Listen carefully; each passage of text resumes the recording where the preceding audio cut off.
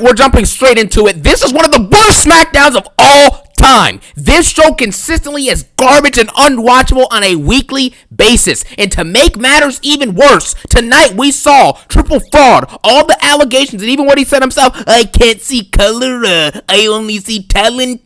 Triple H sees neither. Whether you are black, Hispanic, white, Asian, it doesn't matter. Triple H books you like garbage. It is unacceptable at this point. The Street Profits losing the tag team championships after we had a situation where the Street Profits have had a 4-month championship reign and have wrestled the same 2 or 3 tag teams for the whole time, and they lose it to Joe Gacy and Dexter Lumis.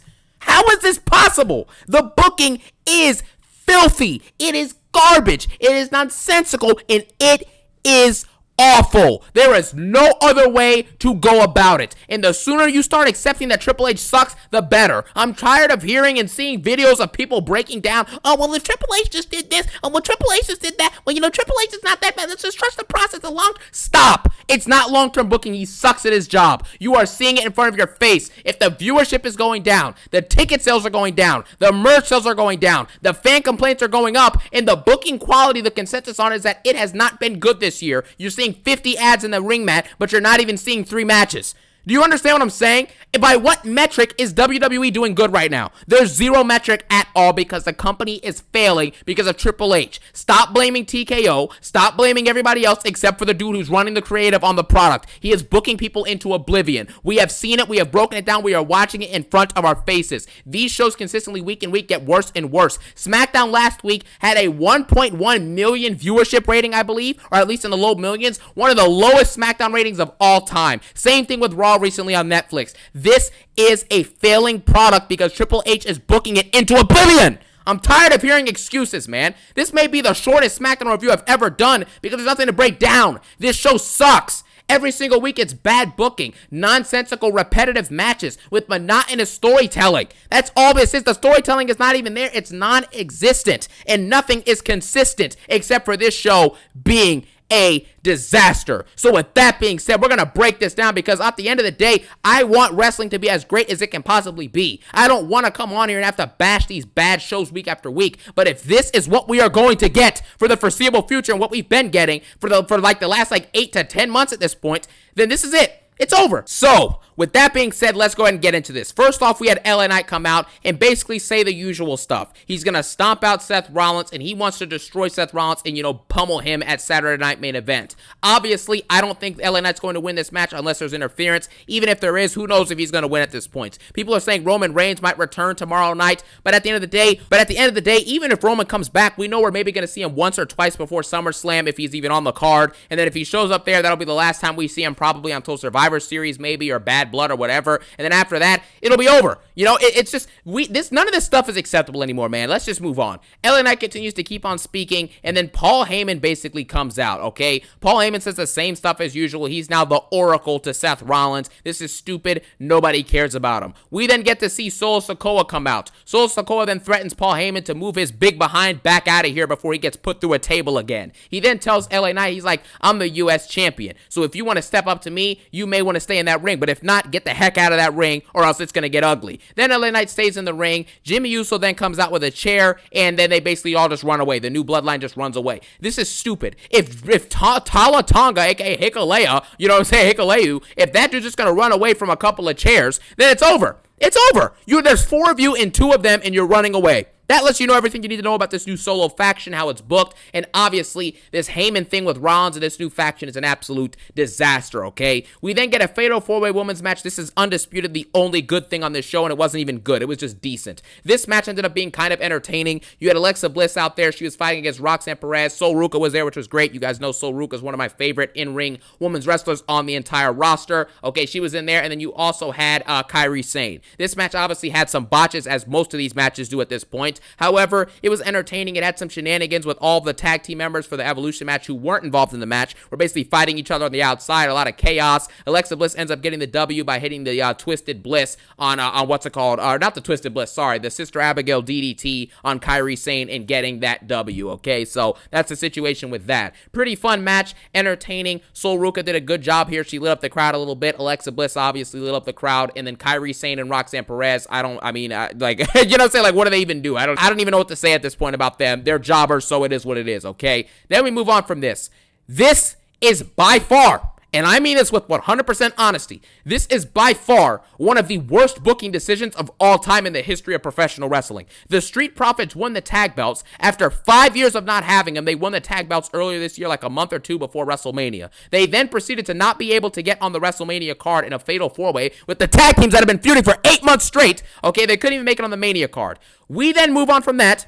We get a situation where we basically have the Street Profits fighting a TLC Fatal 4-Way Tag match after Mania, okay? We then move on after that. We then got to see, what did they do? They defended against, I don't even know the next person they defended against, but it happened like a month or two later. So they maybe had like 3 or 4 title defenses, including this one, maybe 4 or 5, in a 6 or 7 or 5 or 6 month, about 4 or 5 month title reign, and they had 4 or 5 defenses versus the same teams too. That's the crazy part. And they lose this match tonight. They lose the tag team championships, and the way it happened was embarrassing. Joe Gacy first, kicks out of a finisher from the Street Profits, who are the tag champs. Joe Gacy, when has he won anything in WWE? Anything, just any match, singles, competing, anything in general. He's never won anything. Dexter Lumis is a jobber. Joe Gacy is a jobber, and they're kicking out of finishers. But the moment that Montez Ford got hit with a finisher, he got pinned immediately. This is the type of booking that makes people give the allegations towards Triple H potentially being fraudulent and being that word that starts with an R and ends with a T. That's what they say about this guy, because that's just what it looks like. If you look at all of the talents, they all get booked poorly. How do we have situations where someone like an LA Knight, for example, is jobbing out consistently? He hasn't won a world title yet. He's been over for years. He's been good in the ring for years. He's been amazing on the mic for years, and he can't get anything. But Yeet Man Uso got a world title for yeeting. Really? Gunther got a world title for what? He sells no tickets, brings no extra eyeballs, barely wrestles, has no real memorable or meaningful feuds or stories so far in the last year or so, and he gets 2 world title reigns, and LA Knight can't get 1? Really? Montez Ford has the talent, one of the most talented people on the roster. He's got charisma. He's supremely athletic. He looks the part. He's saying he's in great shape. He's one of the bigger dudes on the roster. On top of that, he is amazing in the ring. He's obviously capable on the mic. He's got some good promos. He is he's a ball of entertainment at this point. And this dude, all he can get is 1 tag championship reign in 5 years with Dawkins, and the reign ends up being underwhelming and awful and ends in this way. For Joe Gacy and Dexter Lumis to win a belt, this is embarrassing. I want to stop the video here so bad because that's how stupid this is. This is unacceptable. Every single allegation you hear about Triple H is true. And I've said it before and I'll say it again. Anybody who tries to tell you that this fraudulent bum Triple H is the greatest booker since Vince, he's a just amazing booker. He's better than Vince. He's amazing. He is the long gamer. They're lying. If anyone tries to tell you that Triple H has done a great job with WWE over the last year, they're lying. If anyone tells you that Triple H has booked a single good championship reign in the last year, they're lying. Triple H sucks at his job, and it needs to be called out. There is no reason this dude still has a job. Absolutely none. We're moving on from this garbage match. I can't stand the Wyatt Six. They haven't entertained me at all since they've come in, and quite frankly, this should have never existed. This whole faction, this whole group is absolute garbage, and now they're going to have the tag belt, so we're going to be watching garbage tag team work for the next foreseeable future, man. There hasn't been a good tag team championship reign since 1989 at this point. You know what I'm saying? Or 1954. You can name out any year in the 1900s. You haven't seen a good reign since then. That's how long it's been. We then get an absolute joke that lets you know a lot about the current state of the company. Jelly Roll comes out and sings the same song that was the theme for last year's SummerSlam, I believe. He comes out and he's like, I am a jobber. Like, what are we doing? Jelly Roll is getting more screen time than Carmelo Hayes. Are we being serious with ourselves? Jelly Roll comes out and sings his He comes out there and does that. Logan Paul then interrupts. It's good to see him. Logan Paul then cuts actually a pretty funny and entertaining promo. He basically says that, people in Nashville, they get tattoos of their kids that they don't even have custody over. So I thought that was kind of funny. The crowd popped for it, so it was that. You know what I'm saying? And then obviously we saw Randy Orton come out. Randy Orton then comes out and just is like, his blood's boiling. He's got veins sticking out of his head. He's shouting at Logan Paul. He's like, you think you're an outsider? Because Logan Paul's whole gimmick in this promo that was hilarious. Logan Paul's basically talking about the fact that like he's one of WWE, people now, right? He's tired of outsiders coming in and influencers and, musicians and all these artists. He wants real wrestlers that, have actually sacrificed like he has for the industry, which was pretty funny, obviously. Orton then comes out and he's like, you think that you're cool? You're an outsider, and then gets claymored in the head by I can't stop thinking about Punk. This is an embarrassment. This show is all over the place. That's exactly how the segment goes. Logan Paul then tries to beat up on Orton, and then Jelly Roll grabs him by his hair and slams him on the mat, and then Logan Paul runs away from Jelly Roll. And that's it. That's the end of the segment, man. This is an embarrassment. Randy Orton went from being, the cold-blooded killer, the legend killer, the absolute assassin that he used to be as a heel, and now he comes out and for 4 or 5 weeks straight, he's been talking about respect and honor and love and care, and I respect you, I love you, I need you, you know what I'm saying? And that's all that we have gotten. It is an embarrassment. It's unacceptable, and this segment was garbage. We then get R-Truth beating D-Lister Black in a match. He rolls him up after A-Lister Black tried to use a chair or whatever, and R-Truth countered him from underneath. I'm glad R-Truth won this, but this match developed nothing. Like, who benefits from this match? Where does R-Truth go from here? Where does D-Lister go from here? D-Lister's now going to go feud with Damian Priest, which, remember, Damian Priest told Jacob Fatu, we're going to settle our business, and I'm going to come for that U.S. title. Now Damian Priest is fighting D-Lister Black in meaningless matches and getting beat up backstage, so there's that. We then get to Tiffany Stratton versus Trish Stratus in an absolute cringe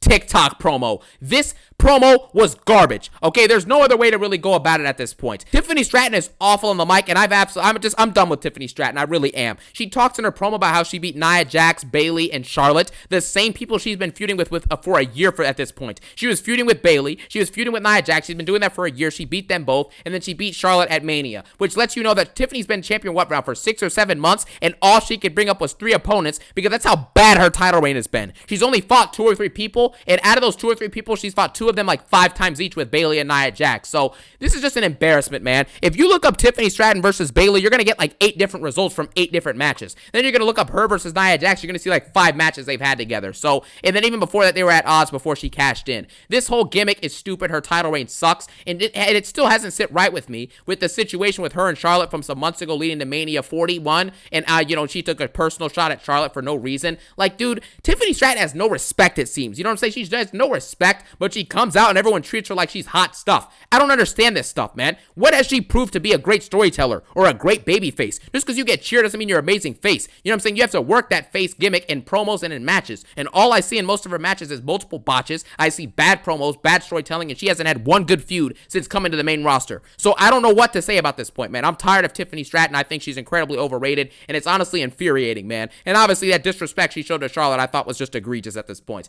Anyways, Trish Stratus and her cut a promo. Tiffany says this is a new era, you know what I'm saying, but I can watch your highlights on VHS. Trish Stratus then says, oh, well, did you learn that from a TikTok? And then it just stops, pauses, and just is cringe and awkward for a second. Naomi comes out, gets beat up by Jade Cargill, end of segment. That's how messy and poorly written the shows are now, so we'll just move on. We then get to the main event, which I didn't watch live. I think it was Jimmy Uso and LA Knight versus Jeffrey Cobberson, or, Jeffrington Cobbington, or, Jeffrey Cobberson, you know what I'm saying, or Jeffrey Cobb comes out there, and he teams with Solo Sikoa, so it's LA Knight and Jimmy Uso, and, the same collection of them versus the same collection of JC Mateo and Solo Sikoa that we've seen for a year and a half at this point. So I don't care about this. I don't care who won. I'm done talking about this show. This is one of the most infuriating episodes of SmackDown or Raw that I've ever seen in my life, and I do believe that it is the worst episode of SmackDown or Raw of all time. It gets a 0 out of 10. I'm never talking about this episode again, except for the fact that, this episode sucks, so I may bring up elements of it again, but man, this was garbage. I hated every second of it, and quite frankly, well, I can't say I hated every second because there was a couple things that were okay, like the Fatal 4-Way was watchable, and then Logan Paul's promo was watchable, but everything else was straight trash. At the end of the day, it gets a 0 out of 10 for me. Triple H sucks at his job, and he is an absolute fraud. Thank you for watching. Have a phenomenal day. Peace out, and one love.